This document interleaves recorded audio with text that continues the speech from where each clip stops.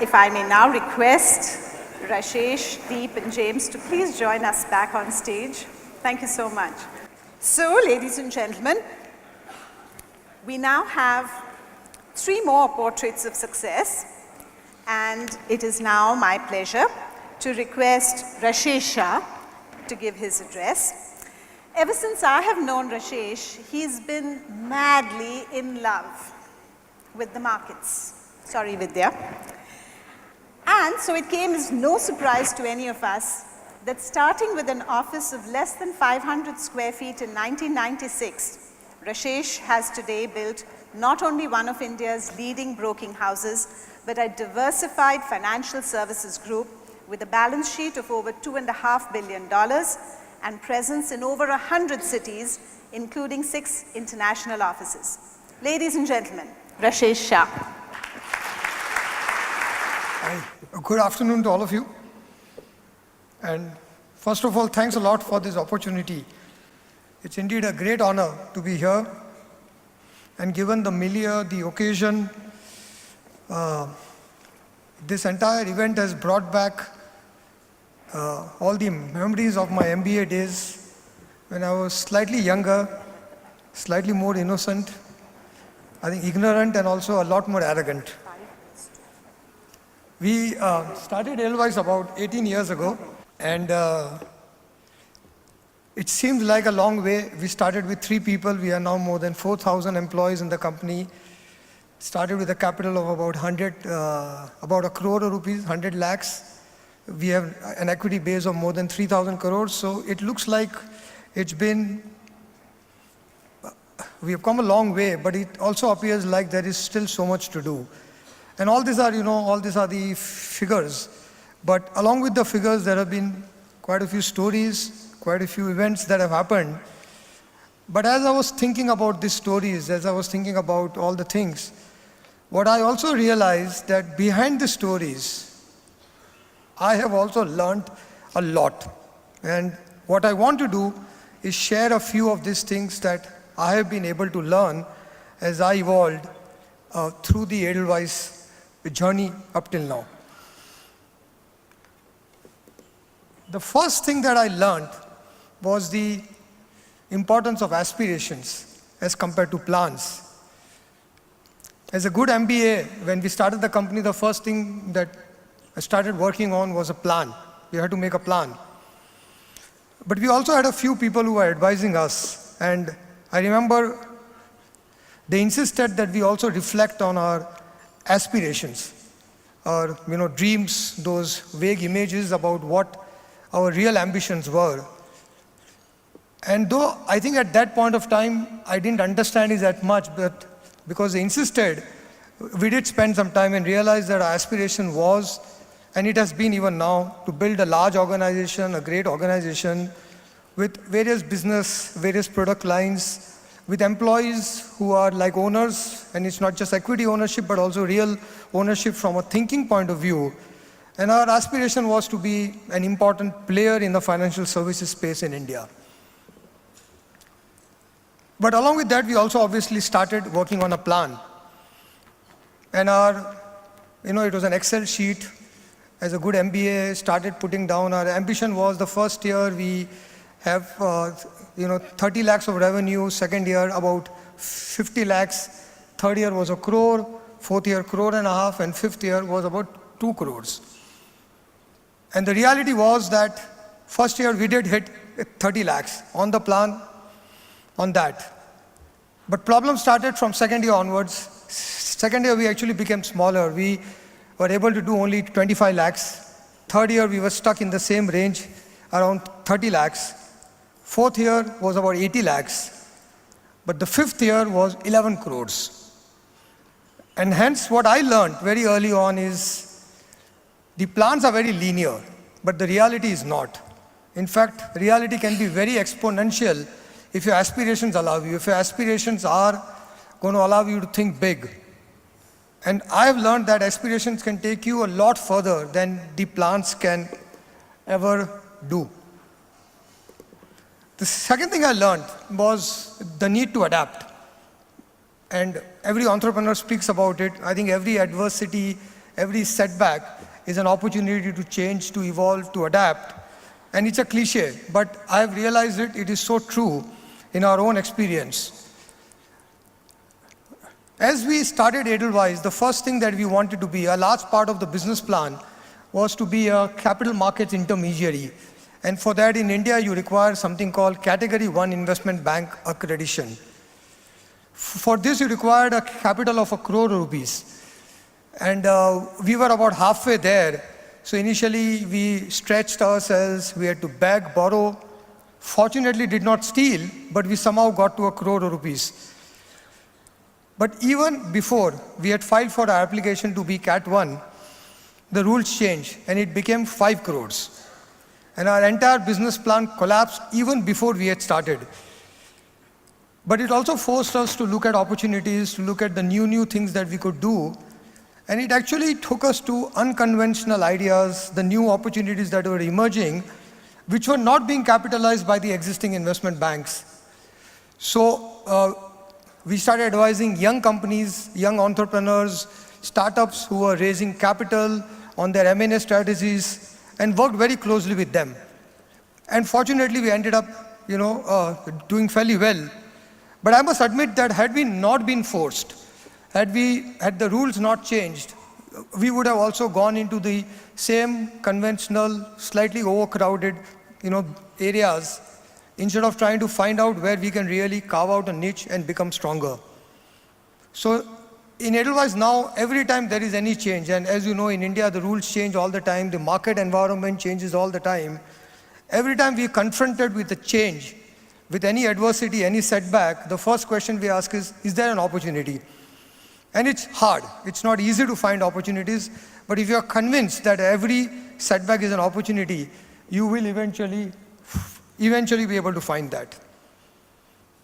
The third thing was about the importance of the leaders and the leadership team in the company. I believe all companies are short on leaders, whether they're small or large. And we all say, people are important, and they are important. But I've learned that even more important are the leaders in the company. And if I look back at all the mistakes, and earlier I was told I should speak about the mistakes I made, that I have made in the last 18 years, I just thought the 8-10 minutes is not going to be enough for that. So we have made quite a few mistakes, a lot of them. But a large part of those mistakes have been around leadership decisions that have been made. So I have learned that it's the most important thing. And along with that, we also need leaders who are constantly able to grow, to be able to adapt, to evolve all the time. In my own case, about a few years ago, about 8 years ago, when we were re-engineering the Edelweiss entire business structure, business model, I realized that I had to change as a leader.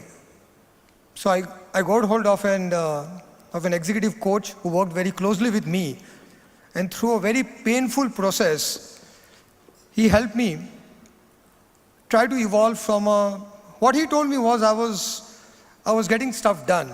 I used to push, scream, and shout and get stuff done. And his idea was that you needed to move from being a pushy leader to a enabling leader, to be able to empower. And it wasn't easy, but it also allowed me to understand how hard it is for leaders to grow.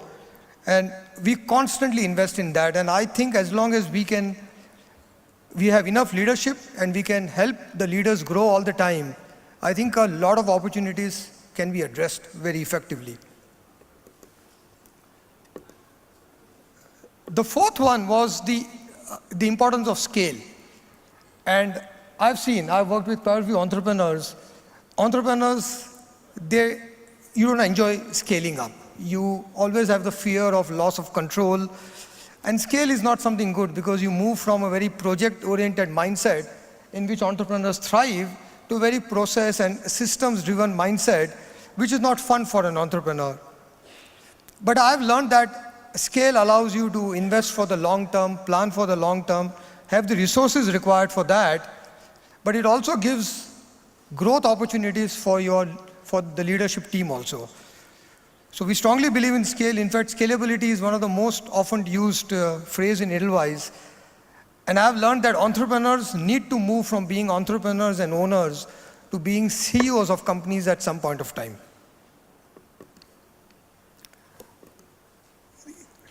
The other important thing to learn was this achieving the balance between idealism and pragmatism. All startups, all companies start with ideals. All companies, I think, should start with ideals because ideals are very important. And then after you start the company, you are confronted with the reality of everyday life, what I call the tyranny of everyday existence. And then you make compromises and you start becoming what is called pragmatic. And it's important to be that because you need to survive, you need to run an organization in the real world. But it's also important to keep some part of the original ideal alive, to constantly go back and reiterate those ideals to yourself. And have that, what I call the bifocal approach to the original ideals and the everyday pragmatism. In our case, one of the ideals was that we have a culture of ownership, and we constantly reiterate that. We speak to our investors, we speak to the board, and we have actually one of the largest equity ownership amongst all financial services company in India, and we are very proud of that, and we constantly want to invest in that, and we remind ourselves that if we don't keep that, we'll lose a small part of ourselves. We also allow, I think leaders who are fairly new in the organization, who are fairly young, to also have a voice and the ownership on those ideals because they also keep us on our toes. So getting the balance between the idealism and the pragmatism has been an important part of this. And the final thing that I learned, which I think is maybe the most important one, is about those softer things like culture, values, brand, and all of those. I remember as an MBA student, I thought all these were OB kind of subjects which you took only to get an easy A in your exams out there. But as I've grown, I've realized that these things which don't appear in the accounts or the balance sheet or the P&L are actually the most important one. Again, when we started Edelweiss, one of our advisors insisted that we try and think through the guiding principles of the company. And if you see our annual report, we have listed down the guiding principles of our firm, and we had to put this down when we started. Now again, I didn't understand the importance of that, but out of sheer respect, we started putting them down. We thought a lot about it. But I must say that in these 18 years, the importance of that has only grown every year. It has become the compass for us as we have evolved. It's almost like the preamble to the Constitution. And then I realized that ultimately organizations they are not about assets and the balance sheet, but are about culture, values, brand. It's about who you are, and if you invest in that. So along with that, I just want to say, it's been 18 years, the journey keeps on going on, and you keep on raising the bar. When we started, if anybody would have asked me, what is the wild image of success that you would have, I would have maybe said, 100 employees and maybe 100 crores. We are way ahead of that now, but I think it still seems like a very small company to us. It still seems like there is so much room to grow. And I just want to end by citing one small trend in India, because we see all the problems in India, all the challenges that are there, but there is a much larger trend at play in India, and we are all very fortunate that we have got a chance to play in that. When we started Edelweiss, India's GDP was about $400 billion. In 2007, India became a $1 trillion GDP, which means after 60 years of independence, India became $1 trillion. This year, India's GDP is going to be $2 trillion. And the last 7-8 years have not been the great years for India. And still, we have added $1 trillion in the last 7 years. I think we will add another $1 trillion in the next 5 to 6 years. We'll add another $1 trillion in the next 4 to 5 years, and maybe another $1 trillion in the next 3 years. So somewhere around 2025, maybe a few years here and there, depending on how the new government really is able to drive economic growth, we will surely, but absolutely be a $5 trillion economy in the next 10 to 12 years. And this will present a huge amount of opportunity. What we have seen up till now is a lot smaller than what we're going to see in the next 10 to 12 years. So with that kind of excitement, with that kind of opportunity, of course, also be realistic about the challenges in India. I must say that we are very, very excited going forward, and the future looks huge for India. So along with that, I want to thank you once again for your patience. Thank you very much. Thank you, Rashesh. Thank you. So what I'm going to do is again a set of rapid fire questions. How did you come up with the name Edelweiss? Actually, it was the same thing. We wanted to try to not be the conventional company.